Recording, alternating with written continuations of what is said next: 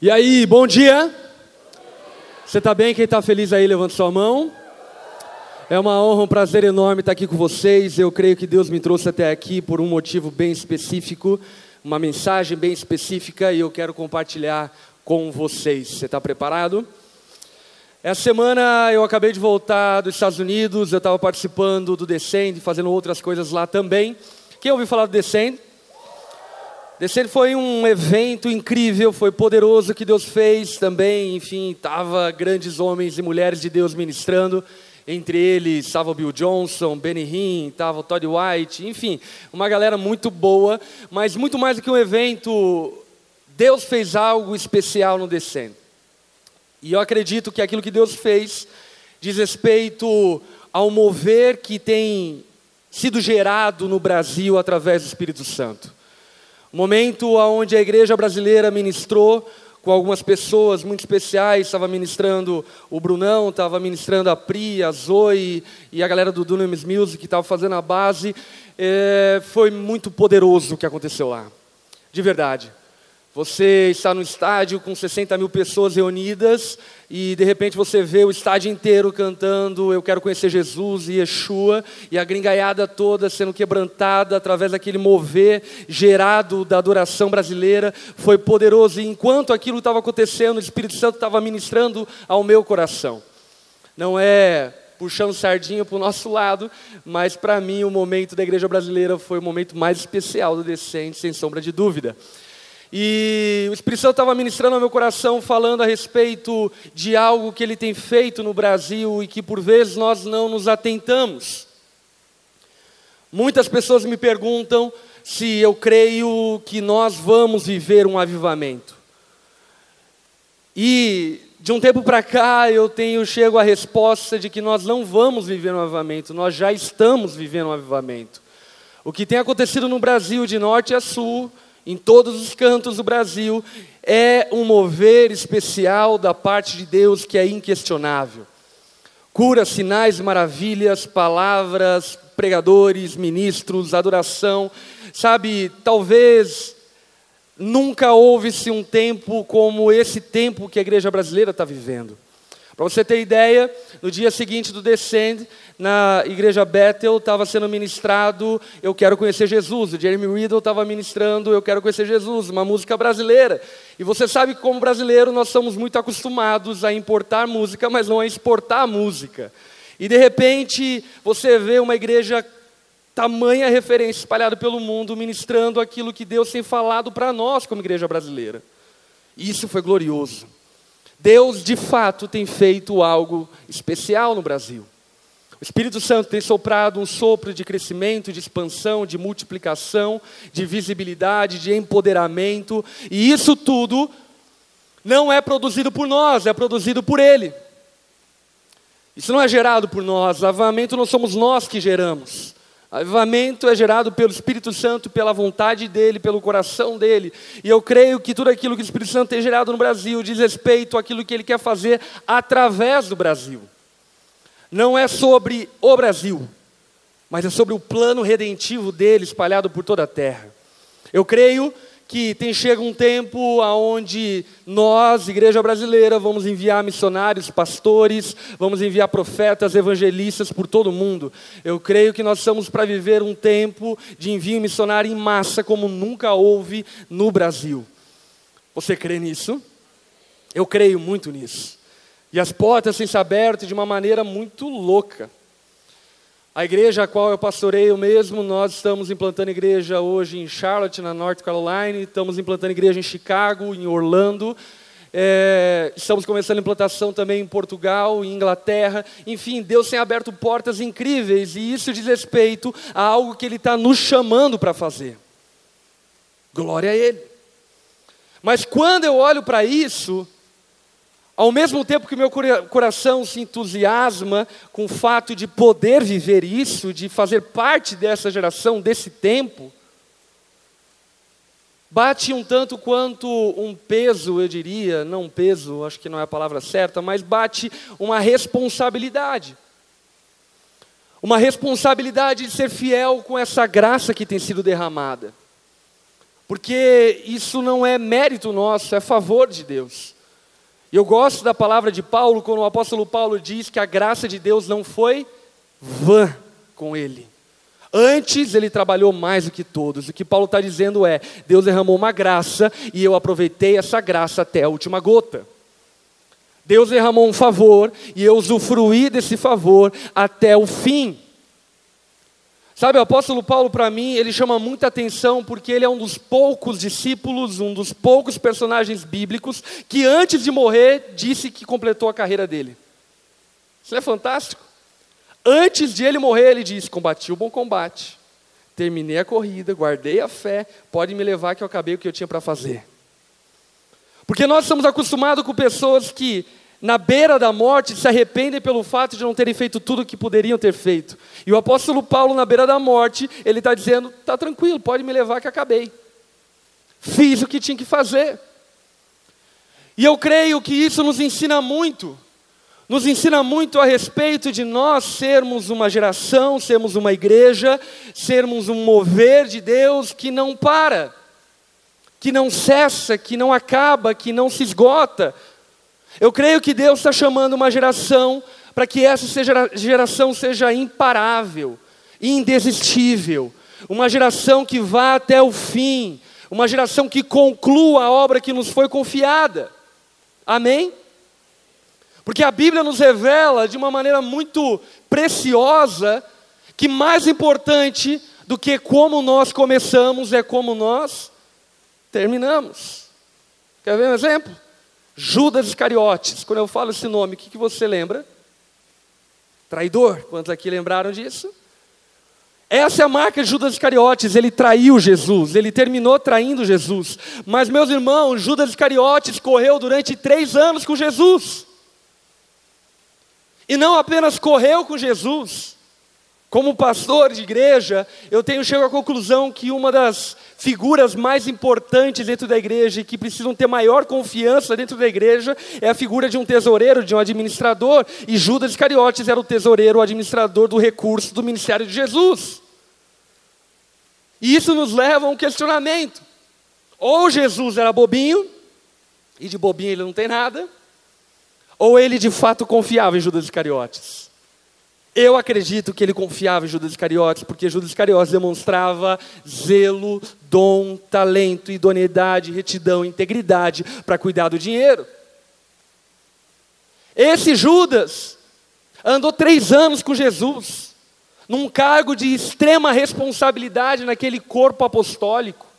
3 anos caminhando com Jesus, vivenciando milagres, maravilhas, fazendo parte do mover, mas ao final do 3º ano, ele pisa na bola e ele termina muito mal. Ele tira a sua própria vida e acaba tudo aquilo que ele havia começado bem. Eu acredito que nós nos preocupamos demais como começamos, e não nos preocupamos tanto quanto deveríamos como nós terminamos. Quer um exemplo? Você vai começar uma faculdade, um curso, você compra um caderno novo. Você compra lápis, caneta colorida, caneta azul, verde, rosa, caneta de sublinhar.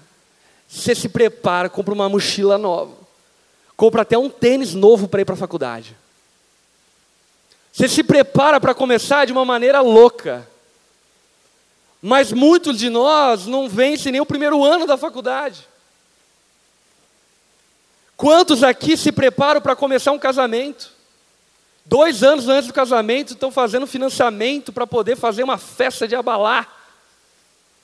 Vestidos caríssimos, festas caríssimas, coquetéis incríveis a dar, enfim, inveja a qualquer magnata. Começa muito bem, mas 2 anos de casamento está terminando em divórcio.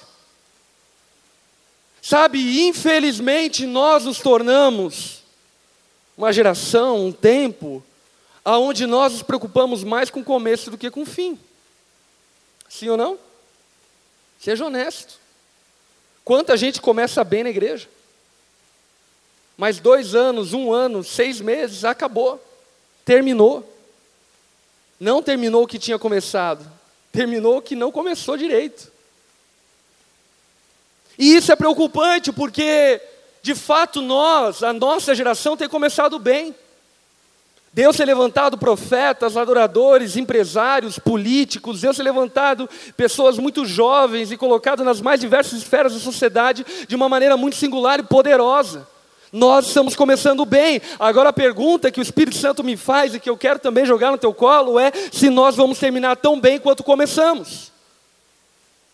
Se nós vamos ser encontrados fiéis da maneira como nós começamos.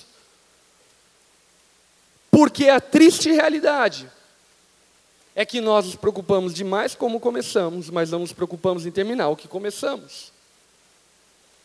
E isso é preocupante. Isso é muito preocupante. Sabe, eu diria para você que você não deve dar tanta atenção para começar bem. Não dê tanta atenção para começar bem o teu casamento. Dê atenção para ir até o fim amando a tua esposa sacrificialmente. Não se preocupe tanto com o teu vestido de noiva, quanto ser a noiva adornada para o teu marido, virtuosa. Não se preocupe tanto com qual roupa você vai no primeiro dia da faculdade, quanto se preocupar em terminar a faculdade, levantar o canudo e dizer: eu combati o bom combate. Não se preocupe tanto em elaborar um começo para o teu ministério, se preocupe em ser fiel com o ministério que lhe foi confiado. Sabe, nós devemos colocar a nossa atenção àquilo que de fato exige atenção, e aquilo que exige atenção é terminar o que nós começamos, porque a Bíblia é muito clara em dizer que aquele que correr até o fim, repete comigo, até o fim. Aquele que correr até o fim herdará a coroa da vida, encontrará o seu nome escrito no livro da vida, aquele que correr até o fim. Deus está chamando um povo para ir até o fim, para ir até as últimas consequências. Um povo, uma geração, que é encontrado como geração de Billy Graham. Um homem que até o último dia dele e depois da morte dele continua fiel ao chamado dele. Anteontem eu estava pegando um voo de Recife para Araçatuba. E enquanto eu estava voando, eu estava lendo a Bíblia e li Gênesis capítulo 50, quando a Bíblia narra a história de José, o fim da história de José. E eu fiquei chocado com o fim da história de José, porque a Bíblia fala que José, antes de morrer, ele disse o seguinte: pegue meus ossos, não enterre no Egito, leve para a terra prometida. E eu fiquei chocado com aquilo, porque aquilo que a Bíblia estava me dizendo é que José, ele estava tão preocupado como ia terminar ao ponto de pensar depois da morte dele. Ele nem estava mais, mas ele disse: ei, eu quero terminar aquilo que começou. Deus fez uma promessa e eu quero ver o cumprimento da minha promessa, nem que seja com meus ossos. Eu vou até o fim. E quando eu falo sobre isso, nós nos deparamos com uma realidade fatal. Por exemplo, quantos aqui conhecem uma pessoa que parou no meio do caminho? Uma pessoa, levanta sua mão. Uau! Quantos aqui conhecem mais de 10 pessoas que pararam no caminho? Levanta sua mão, bem alto aí. Dá um bisu, cara. Nós estamos representando aqui milhares de pessoas que pararam no caminho. E a pergunta que eu te faço é: se eles não tivessem parado no caminho, o que teria acontecido? Se Judas Iscariotes não tivesse parado no caminho, o que teria acontecido? Eu acho que o ministério que o Judas Iscariotes recebeu de Deus e legou para a igreja, talvez seria completamente diferente. Talvez a igreja não teria tanto problema com o dinheiro, se Judas Iscariotes não tivesse traído Jesus. Se ele tivesse sido fiel até o fim. Quantos milagres, quantos sinais, quantas conversões foram barradas porque Judas parou no caminho. Agora, olhando para nós, quantas coisas nós poderíamos estar vivendo se aqueles que começaram a corrida tivessem continuado a corrida? Meu irmão, eu tenho certeza que você vive numa igreja incrível, Mas eu tenho certeza que se aqueles que começaram junto com vocês, e aqueles que vocês viram ao longo do processo, tivessem continuado, vocês seriam ainda uma igreja muito mais expressiva, relevante, transformadora na cidade de Londrina, no estado do Paraná e no mundo. E isso não só diz respeito à INA, diz respeito à Onda Dura, diz respeito à Assembleia de Deus, diz respeito à igreja. Porque nós vivemos uma triste realidade de um povo que não termina o que começou. Que não termina a corrida que se propôs a correr. E isso me leva a uma pergunta, e é a pergunta que eu fiz ao Espírito Santo. Por quê? Por que as pessoas param no caminho? Por que elas não correm até o fim? Por que elas desistem? É sobre essa pergunta que eu quero meditar e refletir com você essa manhã. Mas para refletir um pouco sobre ela, eu precisaria de 2 voluntários aqui, homens. 2 voluntários homens aqui. Macho, levanta a mão aí. Só macho, levanta a mão. Chega aí. Mais um. Chega aí. Dê uma salva de palmas aí aos nossos 2 voluntários. Yeah! Como é teu nome, mano? Pedro, tá namorando? Não. Tá solteiro e é macho, velho. Você, meu irmão, como é teu nome? Saulo? Legal. Eu acho que o que eu vou pedir para você não vai conseguir fazer, apoio de braço. Consegue? Bora. Então, deita aí no chão. De peito. Você vai conseguir fazer apoio? Bora, deita aí no chão. Seguinte, galera. Nós vamos contar quantos apoios eles estão fazendo, ok? E a gente vai ver quantos apoios eles conseguem fazer. Ok? Estão preparados? Vocês contam e eles fazem. Ok? Vamos lá? 1, 2, 3 e... vai lá. 1. Não prancha. Apoio. É flexão aqui? É flexão, Londrina? Flexão. Vai lá. 1, 2, 3, 4, 5, é monstrão, bicho. 6, 7, 8, 9, 10, 11, 12, 13. Parou no 13. Aí uma salva de palmas. Valeu, meu irmão. Tu é monstro, hein, bicho? Valeu, meu irmão. Chegaram aos 13 aqui. O recorde durante esse carnaval foi 25. E eu quero falar 2 coisas. Uma, pratique exercícios. E outra, eu quero explicar para você por que eles pararam. Por que eles pararam? Por quê? Porque eles cansaram. Por que as pessoas param na caminhada? Porque se cansam. Mas isso é antagônico ao Evangelho. Sim ou não? Jesus diz: vinde a mim todos aqueles que estão cansados e sobrecarregados, e eu vos aliviarei. O Evangelho, a caminhada com Jesus deveria ser um alívio. Mas a realidade da vida de muitos é que se torna um fardo. Por quê? Ou Jesus falhou na promessa, ou alguma coisa não está certo.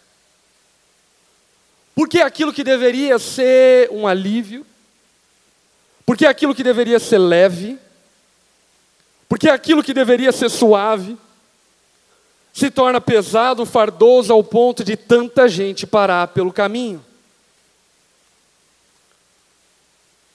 E a resposta para isso é simples.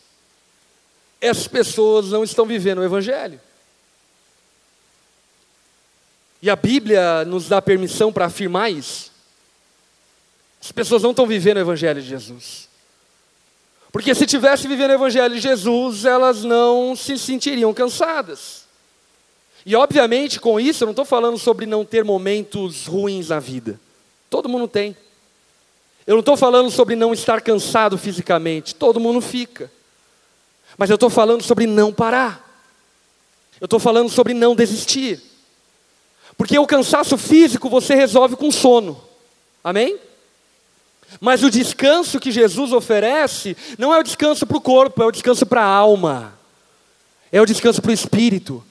E as pessoas não param na caminhada porque estão cansadas no corpo.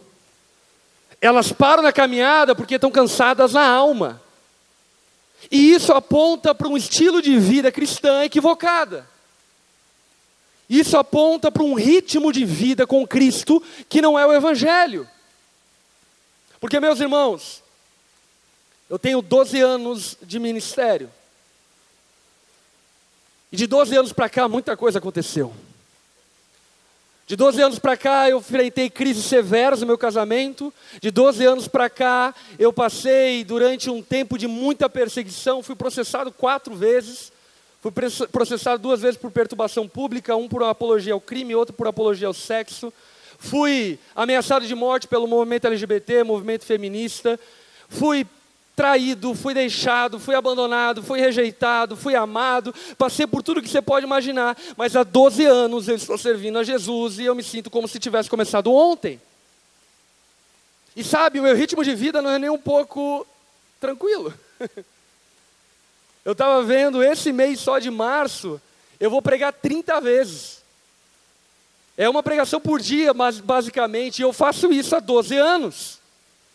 Há 12 anos eu discipulo 8, 10 pessoas toda semana. Há 12 anos eu administro uma igreja. Há 12 anos eu prego toda semana. Há 12 anos. E talvez você olhe para isso e pense, como que você consegue? Essa que é a questão. Não tem a ver o como eu consigo, mas tem a ver com como eu tenho vivido o Evangelho. Sabe, uma coisa que eu tenho percebido é que muitas pessoas se cansam, porque se cansam de fazer a mesma coisa. Eu não sei se você é como eu, mas eu, quando alguma música sai, toca o meu coração, eu ouço, enfim, coloco no repeat infinito, loop infinito, ouço, até um dia que me enche o saco, eu falo, nunca mais quero ouvir essa música. Você é como eu? A gente se cansa de coisas repetitivas. E eu percebo que muita gente se cansa de fazer a mesma coisa. Quantas pessoas no ministério estão à procura de uma novidade? Quantas pessoas no ministério estão à procura de um novo cargo, porque cansaram de fazer aquilo que faziam anteriormente? Quantas pessoas dentro da igreja estão à procura de uma nova plataforma, porque se cansaram daquela antiga plataforma? Quantas pessoas saem da igreja, porque se cansaram da igreja?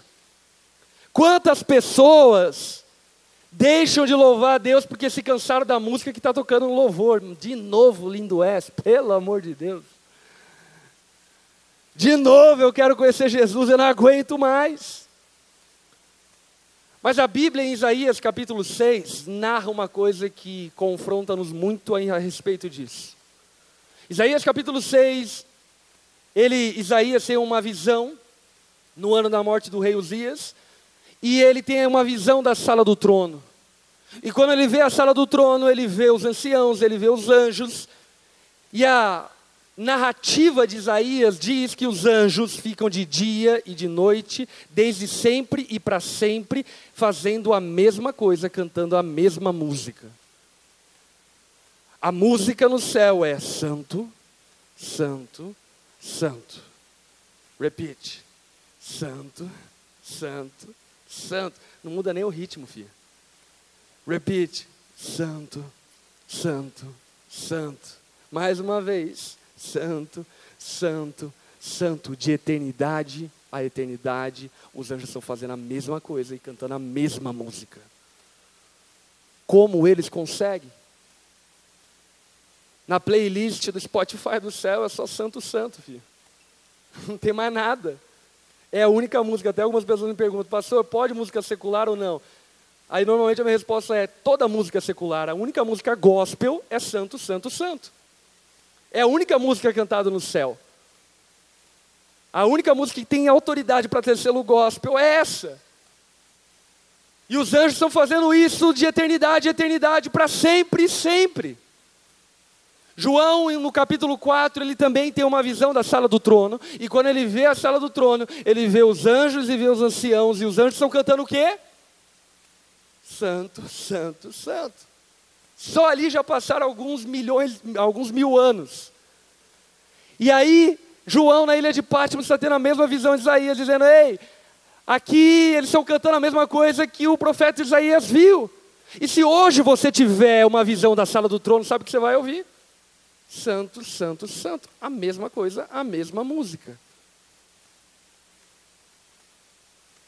Apocalipse capítulo 4 ainda fala que os 24 anciãos tiram as suas coroas e lançam aos pés de Jesus. Eu não sei se você já parou para pirar um pouco nesse texto. Mas a Bíblia diz que eles tiram a coroa e lançam aos pés de Jesus. Aí eles pegam a coroa, colocam a coroa, tiram a coroa e jogam aos pés de Jesus. Eles pegam a coroa, colocam a coroa, tiram a coroa, jogam aos pés de Jesus. Eles pegam a coroa, colocam a coroa, jogam aos pés de Jesus. Pega a coroa, coloca a coroa, tira a coroa, coloca os pés de Jesus. Ei, de eternidade a eternidade, como eles não se cansam.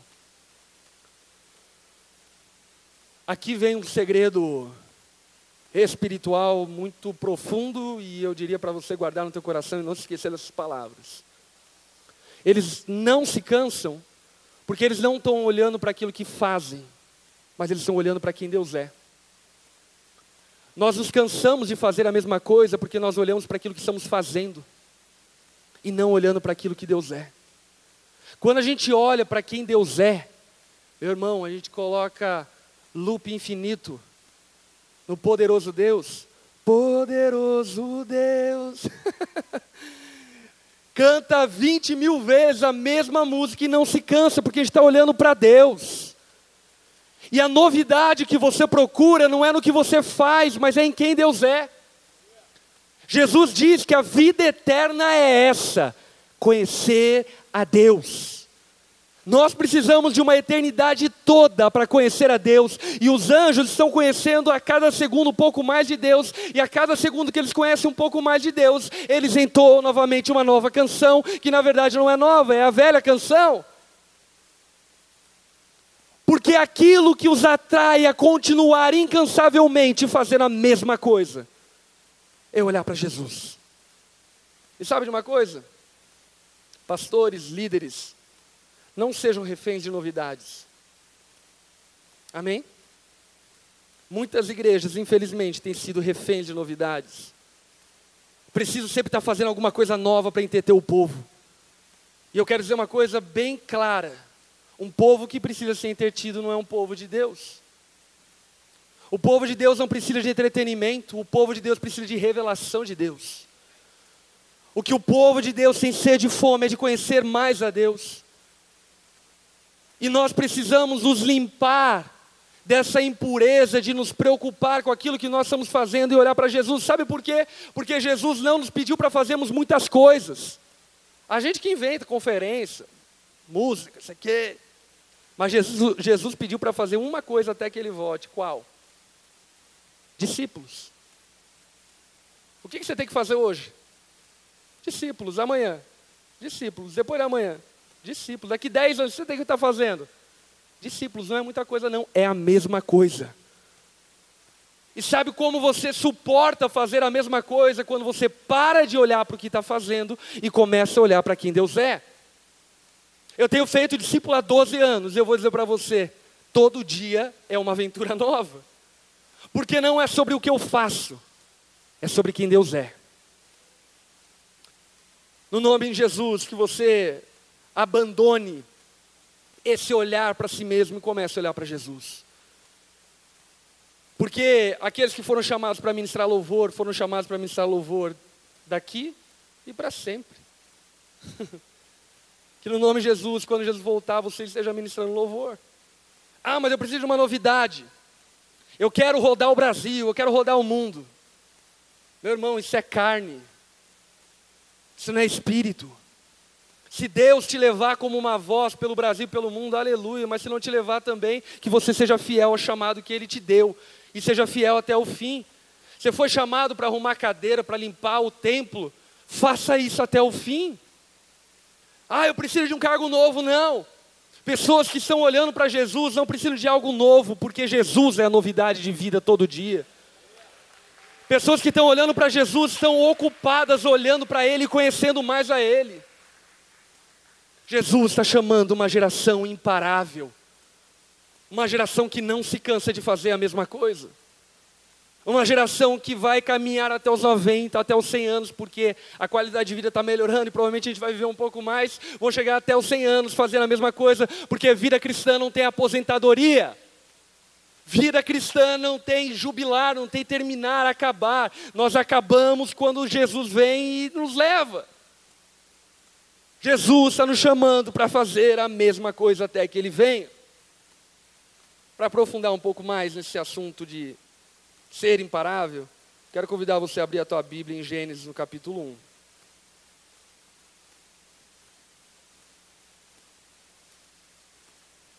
Eu enxergo, primeiro insight que eu deixei com vocês, eu enxergo que muitas pessoas param porque se cansam de fazer a mesma coisa. E eu também enxergo que as pessoas param porque simplesmente se cansam. Não de fazer a mesma coisa. Está cansado. Não aguento mais, não suporto mais, não dá mais. E Gênesis capítulo 1 nos ensina muito mais do que a própria criação que você possa imaginar. Gênesis capítulo 1, versículo 1 começa dizendo, deixa aberto aí, a gente vai ler bastante versículos desse capítulo. No princípio Deus criou os céus e a terra, e era a terra sem forma e vazia. Trevas cobriam a face do abismo, e o Espírito de Deus se movia sobre a face das águas. Disse Deus, haja luz, e houve luz. Deus viu que a luz era boa, separou a luz das trevas, Deus chamou a luz dia, e as trevas chamou noite. Passaram-se a tarde e a manhã, e esse foi o primeiro dia. O que você consegue fazer em um dia? O que você consegue fazer em um dia? Pensa aí rapidinho. Malemar, você consegue lavar a roupa e secar no mesmo dia. O que você consegue fazer em um dia? Sabe o que Deus fez em um dia? Deus fez a luz, Deus gerou luz na terra, separou luz das trevas, fez dia e noite em um dia. Olha o que o texto continua dizendo. Versículo 6, depois disse Deus, haja entre as águas um firmamento que separe água de águas. Então Deus fez o firmamento, separou as águas que ficaram abaixo do firmamento e as águas ficaram por cima. E assim foi, ao firmamento Deus chamou o céu. Passaram-se tarde e manhã, e esse foi o segundo dia. Nesse segundo dia, Deus separa a terra das águas do céu. O que você consegue fazer em 2 dias? Em 2 dias, Deus já havia criado luz, já havia criado trevas, já havia separado luz e trevas, dia e noite. Deus já havia separado a terra do céu em 2 dias. O que você consegue fazer em 2 dias? Versículo 9, disse Deus, ajuntem-se num só lugar as águas que estão debaixo do céu e apareça a parte seca, e assim foi. A parte seca Deus chamou terra e chamou mares ao conjunto das águas, e Deus viu que ficou bom. Então disse Deus, cubra-se a terra de vegetações, plantas que deem sementes e árvores cujos frutos produzem sementes de acordo com as suas espécies. E assim foi. A terra fez brotar a vegetação, plantas que dão sementes de acordo com suas espécies e árvores cujos frutos produzem sementes de acordo com suas espécies. E Deus viu que ficou bom. Passaram-se tarde e manhã, e esse foi o terceiro dia. O que você consegue fazer em 3 dias? No terceiro dia, Deus separa a água da terra. No terceiro dia, Deus coloca vegetação, árvores, sementes sobre toda a terra em um dia. O que você consegue fazer em um dia? A palavra continua dizendo, versículo 14, disse Deus, haja luminares no firmamento do céu para separar o dia e a noite, sirvam eles de sinais para marcar estações e dias do ano, sirvam os luminares no firmamento do céu para iluminar a terra. Pula ali para o versículo 19, passaram-se a tarde e a manhã, e este foi o 4º dia. O que você consegue fazer em 4 dias? No 4º dia, Deus criou todo o universo. Uau, diga assim, uau. Sabe por quê? A ciência chegou à conclusão de que existem mais estrelas no céu do que grãos de areia na terra. E Deus fez tudo isso em um dia. Isso é espantoso. Isso é incrível. Estima-se que existem cerca de 62 bilhões de galáxias. Em cada uma dessas galáxias, 62 bilhões de estrelas. Sol e Lua, e toda a Via Láctea, tudo aquilo que nós nem conseguimos ver, que está no céu, Deus fez no quarto dia em um dia. O que você consegue fazer em 4 dias? Versículo 20. Disse também Deus: encham-se as águas de seres vivos e voem as aves sobre a terra, sobre o firmamento do céu. Assim Deus criou os grandes animais aquáticos e os demais seres vivos que povoam as águas de acordo com suas espécies. Versículo 23. Passaram-se a tarde e a manhã, e este foi o 5º dia. O que você consegue fazer em 5 dias? No 5º dia, Deus cria todos os animais, na água, no céu, na terra. E em um dia, no 5º dia, Deus já havia feito todo o plano terrestre. Em 5 dias. Mas ainda a maior curiosidade disso, sabe o que é? Que o verbo hebraico usado para essa criação é o verbo bará. Ou seja, trazer a existência do nada. Criar a partir do nada. Deus não inventou, Ele criou a partir do nada aquilo que não existia em 5 dias. Em 5 dias, Deus fez o coelhinho a partir de nada. Em 5 dias, Deus fez mares a partir do nada. Em 5 dias, Deus colocou plantas, vegetais, estrelas, sol, lua, a partir do nada. Deus é incrível. Dê uma salva de palmas a Deus. Ele é poderoso.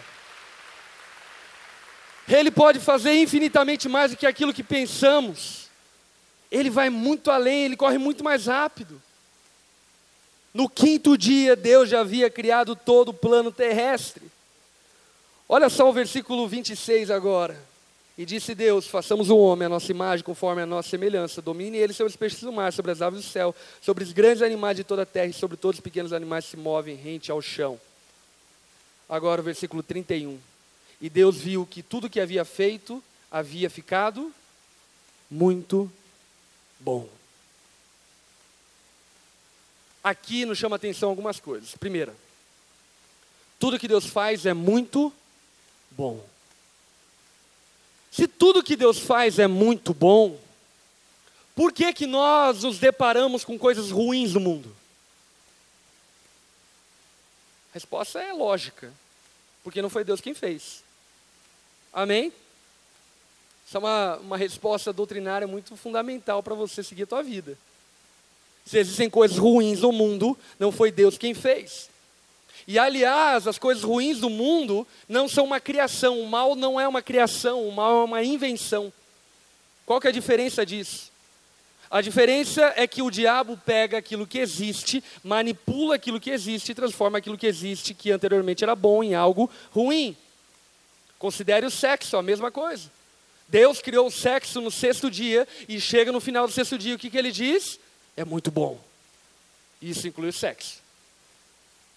Mas a sexualidade tem sido um problema catastrófico. Quanta gente aprisionada em pornografia, quanta gente aprisionada em moralidade sexual, quanta gente destruindo casamentos por causa de adultério. E foi Deus quem fez, mas o diabo manipulou. Portanto, tudo o que Deus faz é muito bom. Escuta aqui, igrejas que Deus faz são muito boas. Casamentos que Deus faz são muito bons. Famílias que Deus constrói são muito boas. Profissionais que Deus forma são muito bons, porque tudo que Deus faz é muito bom. Para Deus não existe espaço para meia boca. Tudo que Deus faz é muito bom. Agora, a segunda lição que eu quero extrair de Gênesis capítulo 1 é que o homem e a mulher, eu e você, fomos criados em qual dia? No 6º dia. No 6º dia, o que você consegue fazer em 6 dias? Meu irmão, você está com quase 40 anos e não se casou ainda. No 6º dia, Deus já havia criado tudo, e inclusive já havia casado Adão e Eva, em 6 dias. Uau! Deus é fenomenal! Deus cria todas as coisas em 6 dias, e aí então Deus coloca o homem no 7º dia. Eu e você fomos criados para vivermos no 7º dia. Qual é o 7º dia? Sábado. Shabá. Descanso. Final do ano passado eu estava em Israel, e eu cheguei em Jerusalém no Shabá, no sábado. E meu irmão, é impressionante, porque tudo para no sábado. Tudo para no sábado. Porque é dia de descanso. Eu e você fomos criados para viver no Shabá. Eu e você fomos criados para descansar, usufruir. Eu e você não fomos criados para fazer alguma coisa para Deus, porque Ele já fez tudo. Eu e você não fomos criados para edificar alguma coisa, porque quem está edificando é Ele. Eu e você não fomos criados para o trabalho. Fomos criados para o deleite. Agora, existe um problema muito grande, porque a serpente chega no 7º dia, no descanso que Adão e Eva estavam vivendo, e quando ela chega para Eva, ela lança sobre Eva uma crise de identidade, porque é exatamente o que Satanás faz. A serpente chega para Adão e Eva e diz: ei, o dia que vocês comerem desse fruto do conhecimento do bem e do mal, vocês serão como Deus. Agora me responde aí, Adão e Eva tinham sido gerados à imagem e semelhança de quem? Deus. E o que Satanás estava oferecendo? O que eles já tinham. Sabe o que eu quero dizer para você? Que o que Satanás te oferece, na verdade, você já tem, só não sabe que tem.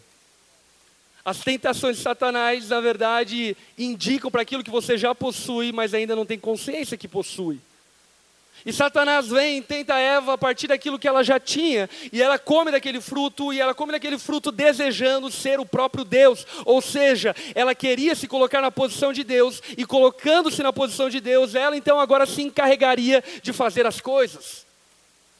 Por esse motivo, a maldição que foi dada ao homem é: com o suor do teu rosto, você vai colher o fruto do teu penoso trabalho, a terra lhe produzirá abrolhos e espinhos, e você vai ter que trabalhar. Não trabalhar para um propósito, porque o homem sempre trabalhou. Mas trabalhar para uma necessidade. Deus não nos criou para vivermos atrás de necessidades. Deus nos criou para vivermos atrás de um propósito. E agora Adão e Eva estavam subjugados porque eles fizeram como Deus. Mas o que a Bíblia nos diz, sabe o que é? Que nesse momento, no 7º dia, quando Adão e Eva pecam, são destituídos da glória de Deus, o 7º dia acaba. E começa novamente a semana. Entra domingo, segunda, terça, quarta, quinta, sexta.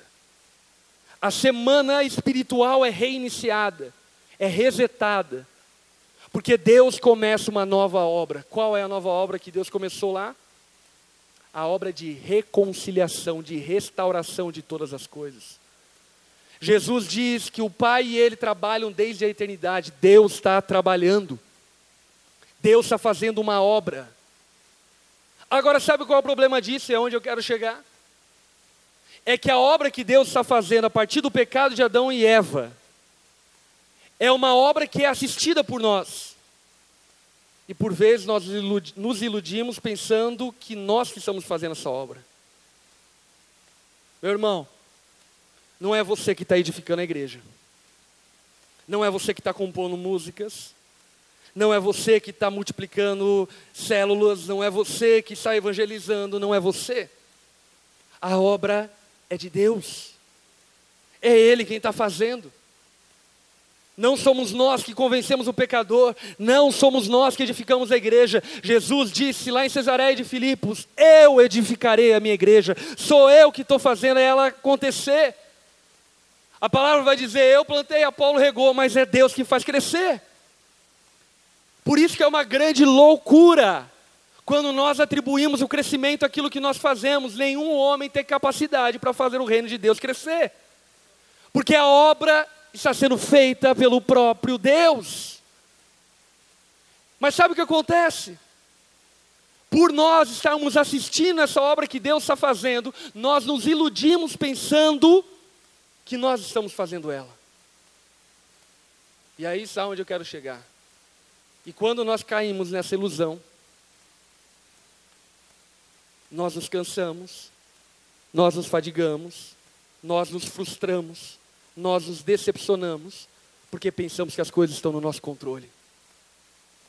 Ministro de louvor, o fluir do Espírito Santo num culto não está no teu controle. Você pode até fazer um teatro gospel, mas ele só vem se ele quiser vir. Pastores, líderes, o crescimento de uma igreja não está no teu controle. E isso é, eu diria, ameaçador. Por isso que o escritor de Hebreus vai dizer uma coisa que para mim é uma das coisas mais paradoxais, antagônicas na Bíblia, numa mesma frase. O escritor de Hebreus diz de maneira clara: esforcem-se para entrar no descanso. Olha aí para quem está ao teu lado, diga para essa pessoa: esforce-se para entrar no descanso. Que loucura! Esforçar para descansar. O escritor aos Hebreus está dizendo que precisa haver um esforço da nossa parte para descansar. E o nosso trabalho é descansar. O nosso trabalho é se esforçar para entrar no descanso. O que o escritor de Hebreus está dizendo, para mim e para você, é que desde sempre e para sempre, é Ele que começou a boa obra e é Ele que vai terminar a boa obra. Dele, por Ele e para Ele são todas as coisas. É Deus que opera o querer e o realizar. É Ele que convence o pecador. Não foi eu que achei Jesus, é Jesus que me achou. Não sou eu que estou edificando a igreja, é Jesus que está edificando a igreja. Sabe, eu estava em algum lugar aí esses dias, e um pastor chegou para mim e falou: Lipão, quantos seguidores você tem no Instagram? Eu olhei para ele e falei: não sei, cara. Ele perguntou: como você não sabe? Eu falei: não me preocupo com isso, eu posto as fotos lá e já era. E eu fiquei olhando, pensando: cara, ele se preocupa com quantos seguidores ele tem no Instagram. Que insanidade! Eu fiquei pensando como que é a vida dele. Ele dorme de noite e olhando o Instagram, será que cresceu um? Mas sabe de uma coisa? É dessa forma como muitos vivem, pensando que somos nós que fazemos alguma coisa. Deixa eu dizer para você de maneira muito clara: quando a obra é de Deus, não é você quem faz. E quando é você quem faz, é mal feito. Namoros feitos por homens é mal feito. Casamento feito por homens é mal feito. Famílias edificadas por homens é mal feita. Igrejas edificadas por homens são mal feitas. Não duram. São frutos temporários, não frutos eternos. E Jesus nos chamou para darmos frutos eternos. Olha só o que Hebreus capítulo 4, versículo 1 nos fala. Hebreus 4, 1. Visto que nos foi deixado a promessa de entrarmos no descanso de Deus. Ei, foi deixada uma promessa para mim e para você. Sabe qual é? De entrarmos no descanso com Deus. Meu irmão, vida cristã é curtição. É deleite. Sabe, eu estou exaustivamente correndo por aí. Eu cheguei quinta-feira nos Estados Unidos. Na quinta-feira mesmo eu deixei minha esposa em São Paulo. Ela pegou o voo para Joinville. Eu peguei um voo para Teresina. Preguei quinta-feira à noite em Teresina, na sexta-feira de manhã voei para Recife, preguei em Recife. Na madrugada eu fui para Araçatuba. Peguei o voo, era 2 horas da madrugada lá em Recife, cheguei em Araçatuba às 11 da manhã, 11h30 eu estava pregando, na casa do pai. Preguei, à tarde eu almocei, cheguei no hotel, só deu um tempo de tomar um banho e fui pregar novamente na Igreja Amor e Cuidado em Araçatuba. Voltei para casa e aí então eu dormi 2 horas, eu estava virado. Dormi 2 horas e fui pregar à noite no Retiro da Quadrangular. Acabou a pregação, era 11h30 da noite. Eu entrei no carro e peguei viagem para vir para Londrina hoje, agora. Cheguei, era 4 horas da manhã. Eu fui dormir depois de 2 dias, essa madrugada que eu dormi 5 horas. Uau!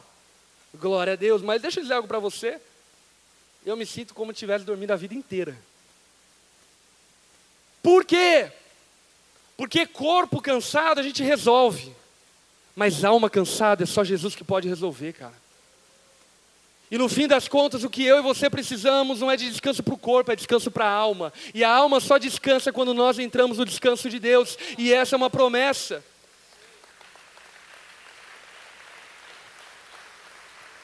Sabe, cara, liderar precisa ser um descanso. O dia que liderar uma célula for um peso para você, você está fazendo da forma errada. Ministrar louvor precisa ser descanso. No dia que você olhar para a tua escala e dizer, ei, eu não aguento mais, você está fazendo da maneira errada. Você não está vivendo o evangelho, você não está vivendo o reino.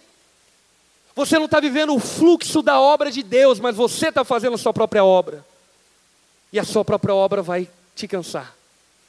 Você pode aguentar 12 apoios, 20 apoios, se você for muito forte, você aguenta 40. Mas todos aqueles que fazem esforço, cansam. Jesus nos fez uma promessa, a promessa de entrar no descanso, e não pense que ele falhou. Presta atenção. Pois as boas novas foram pregadas também a nós, tanto quanto a eles. Mas a mensagem que eles ouviram, de nada lhes valeu, pois não foi acompanhada de fé. Porque por aqueles que a ouviram, pois nós, aquele que cremos, é que entramos naquele descanso.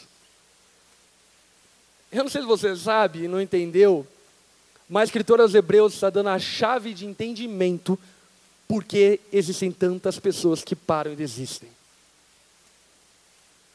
A escritora aos Hebreus está dizendo, ei, essas pessoas pararam, essas pessoas desistiram, porque eles ouviram a mesma mensagem que você, mas ela não foi acompanhada de fé. Agora, aqueles que ouviram a mesma mensagem que você ouviu, mas creu, essas pessoas são imparáveis, indesistíveis, porque o apóstolo Pedro creu, ele se tornou imparável, indesistível, porque Pedro creu, ele se tornou imparável, indesistível, porque José creu, ele se tornou imparável, indesistível, porque se nós crermos, nós seremos imparáveis. Sabe por que existe tanta gente que para no caminho? Porque está cansado. Está cansada porque ouviu uma mensagem, mas não creu nessa mensagem. Jesus está te chamando para entrar no descanso. E talvez você diga, glória a Deus, eu amo descansar. Você ama dormir, miserável. Descansar nós não amamos. Nós queremos ter o controle de tudo. A gente quer ter o controle do casamento. A gente quer ter o controle do ministério. A gente quer ter o controle da nossa vida financeira. A gente quer ter o controle da nossa reputação. A gente quer ter o controle das coisas. Isso é nato no pecado original que existe em nós. Por isso que Hebreus está dizendo, esforce-se para descansar. Como nós descansamos na prática? Sabe como? Obedeça aos meus mandamentos. Nós descansamos confiando que a palavra de Deus é suficiente e ela nos levará para o destino, para o futuro que Deus tem preparado para nós antes da fundação do mundo. Mas talvez você pense, pastor, mas eu não vejo nada. Lembra do verbo bará? Deus criou tudo a partir do nada. Ou seja, se você não vê nada, na verdade você já tem tudo que Deus precisa para criar tudo. Nós não precisamos ver nada, nós precisamos confiar. Sabe por que você está tão cansado na tua vida financeira? Porque você está com o controle dela. Está na hora de você começar a obedecer a Deus, cara. Obedecer a Deus de maneira total nessa área, entregar essa área para Ele. Obedecer a Deus entregando o seu dízimo. Amém? Obedecer a Deus não cobrando juros.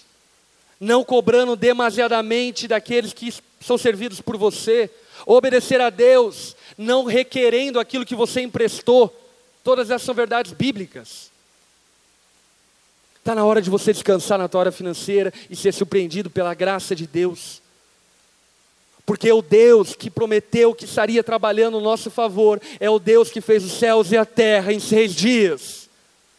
E eu tenho certeza que Ele pode fazer um casamento em 6 dias. Eu tenho certeza que Ele pode edificar uma família, restaurar uma casa em 6 dias, se tão somente nós confiarmos que Ele está trabalhando. E o nosso papel nisso tudo é descansar nele, é nos esforçar para viver em obediência, e vivendo em obediência de fé, saber que Deus está cuidando da nossa casa, cuidando de todas as coisas. Final do ano passado eu completei 10 anos de casamento. Meus primeiros 4 anos de casamento foi treta. Eu me converti e procurei a mulher mais crente do mundo. Mais crente xiita. E essa crente era a minha namorada na época, a minha esposa hoje. Cara, ela era crente demais. Ela tinha caderno de devocional, escrito com cores diferentes. Ela dava aula para criancinhas, de flauta na igreja. Dava aula no coral. A mulher era crente demais. Ela via de uma igreja onde era pecado bater palma. Quando eu soube disso, eu falei, mano, é com essa que eu preciso casar, velho, uma louca. Eu lembro quando ela chegou na igreja uma vez, eu estava andando de skate, eu estava pulando o palco de skate, ela chegou para mim, Felipe, eu não acredito. Eu falei, o quê? Ela falou, você está profanando o altar do Senhor. Eu falei, é nóis, vamos casar, filha. A mulher era crente demais. Aí nós entramos no casamento e aquilo que parecia um anjo era um anjo, mas caído. Era um demônio. De verdade, meu, ela era louca. Tentei expulsar demônio algumas vezes, fiz sessões de carrego, coloquei óleo ungido em casa, mas nada resolvia. Ela era louca. Para você não achar que eu não estou brincando, várias vezes ela corria atrás de mim com faca. Tem uma vez, eu lembro até hoje, eu estava deitado na cama de olhos abertos, ela deitou, ela olhou para mim e falou, Felipe, eu falei, o que foi? Você tem certeza que vai dormir hoje? É a noiva de Chuck, o boneco assassino. Essa era a minha esposa. E sabe, eu entrei no casamento, casei cedo, com 19 anos, e diante dessa realidade, a minha carne falava, ei, pula fora, essa mulher vai te matar. Você não vai durar muito tempo, não. Ela vai enterrar você no quintal. Com o passar do tempo, a gente foi descobrir, então, que ela estava passando por crises depressivas e crise de bipolaridade. E, no fim das contas, na verdade, a gente foi descobrir que nem convertida ela era, de fato. Era uma religiosa.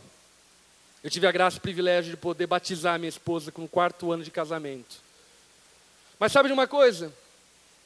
O meu ímpeto, sabe qual era? Divórcio. Tão fácil resolver. Segue tua vida, eu sigo a minha e é nóis.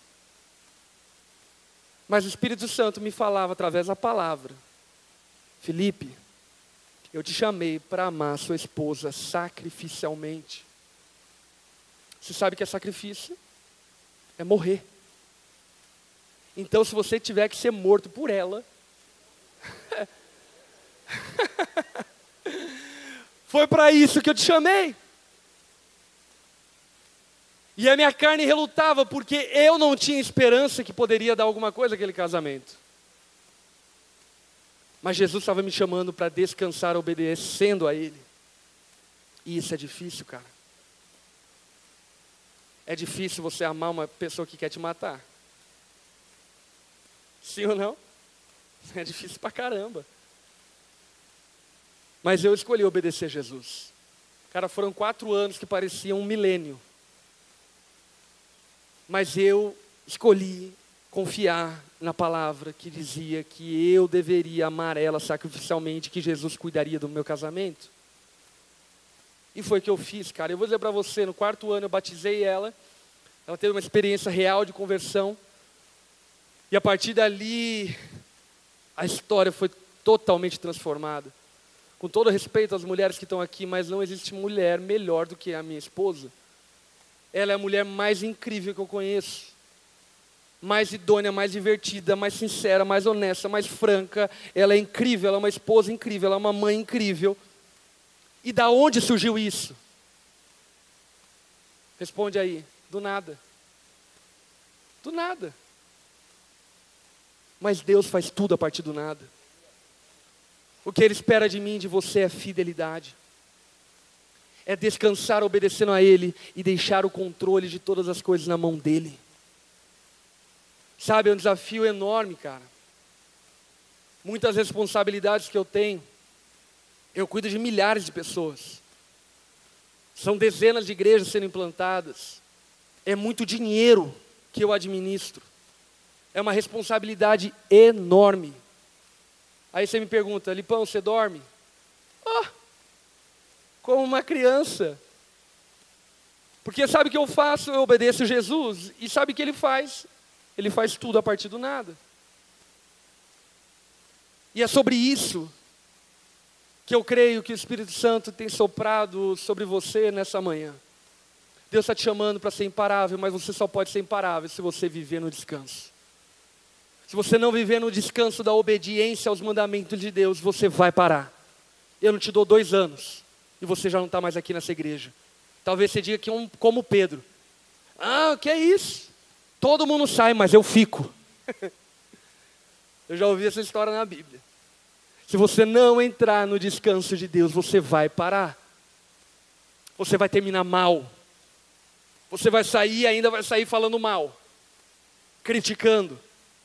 Porque no fim das contas, você sabe que o erro não é da igreja, não são dos teus irmãos, não é do ministério, é teu. Você está vivendo o evangelho que não é o evangelho. O evangelho é o convite para que nós nos deleitemos e vejamos o favor de Deus nos alcançando. Sabe, isso é louco, cara. Como é louco quando Deus cuida da tua vida financeira. Acredite no que eu estou falando. Como é incrível quando Deus cuida do teu casamento, dos teus filhos, da tua família, da tua casa, da tua igreja, do teu ministério. Sabe por quê? Porque tudo que Ele faz é muito bom. Já aquilo que você faz não é tão bom assim. Baixa tua cabeça, fecha seus olhos.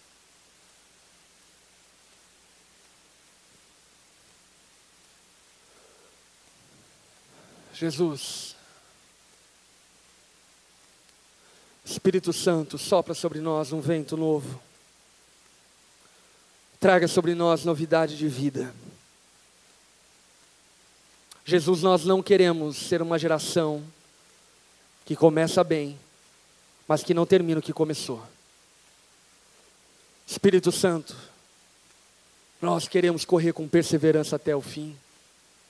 Dar um bom testemunho.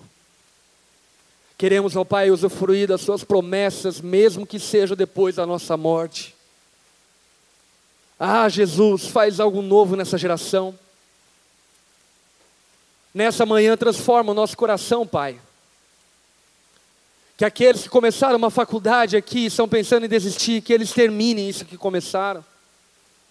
Espírito Santo, faz algo novo no nosso coração, aqueles que começaram um casamento, que vão até o fim, amando, respeitando, honrando um ao outro.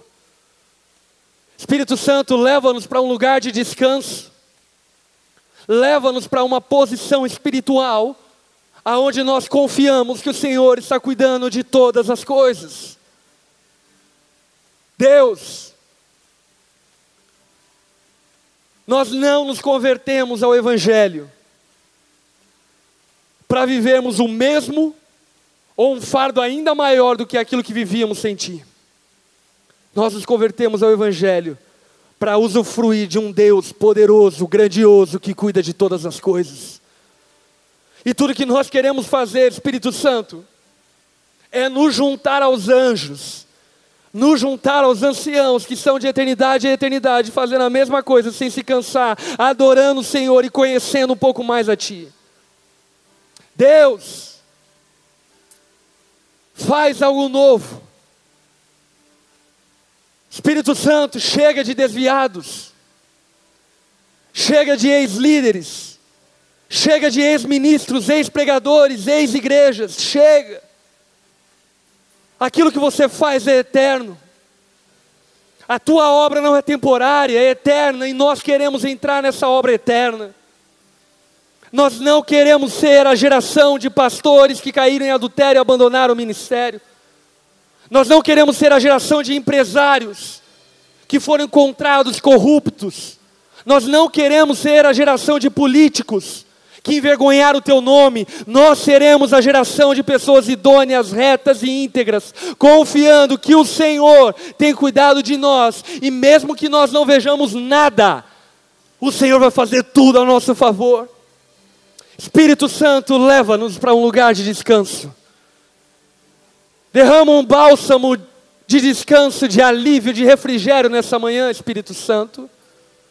Tira-nos desse lugar de independência, de fadiga, de cansaço, e leva-nos para esse lugar aonde o Senhor é Deus e nós somos filhos. Faz algo novo no coração, na mente de cada um aqui essa manhã, Espírito Santo.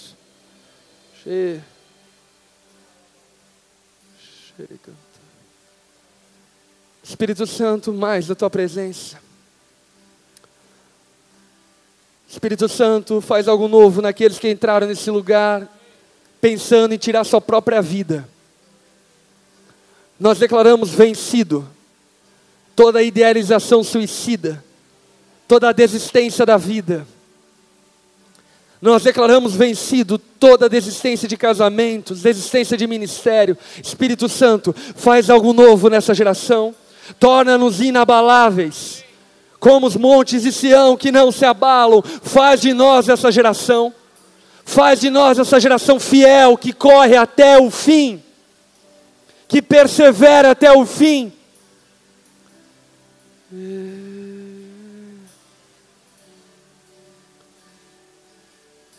De olhos fechados, cabeça baixa. Se você está aqui essa manhã, e enquanto eu falava, o Espírito Santo estava te ministrando, dizendo: ei, é disso que você precisa. Talvez olhando para a sua vida com Cristo, você observou que você tem vivido ela da maneira errada. Talvez você entrou aqui pensando em tirar sua própria vida. Talvez você entrou aqui pensando em desistir do ministério. Talvez você esteja cansado de servir a Jesus, cansado de vir a essa igreja, cansado de cantar a mesma canção. Talvez você esteja cansado de louvor, cansado de pregação. Talvez você esteja cansado de tudo isso. Hoje é dia de você começar a viver o Evangelho, cara. Hoje é dia de você começar a viver o reino de Deus, que é refrigério e descanso. Se enquanto eu ministrava a você, o Espírito Santo falou com você e te falou que você precisa mudar a maneira de caminhar. Aí no seu lugar, de cabeça baixa, olhos fechados, levante uma das suas mãos no seu lugar. Se o Espírito Santo falou com você nesse sentido, eu quero orar por você e eu creio que Deus quer fazer algo novo na sua história hoje. Deus quer mudar a maneira de você caminhar. Nós somos, o nome de Jesus, a geração imparável. A geração que vai correr e não vai se cansar. A geração que vai rodar o mundo pregando o Evangelho e anunciar o Evangelho para aqueles que não conhecem, desde agora até que Jesus venha. Você que está de mão levantada no seu lugar, se coloque em pé, nós vamos orar.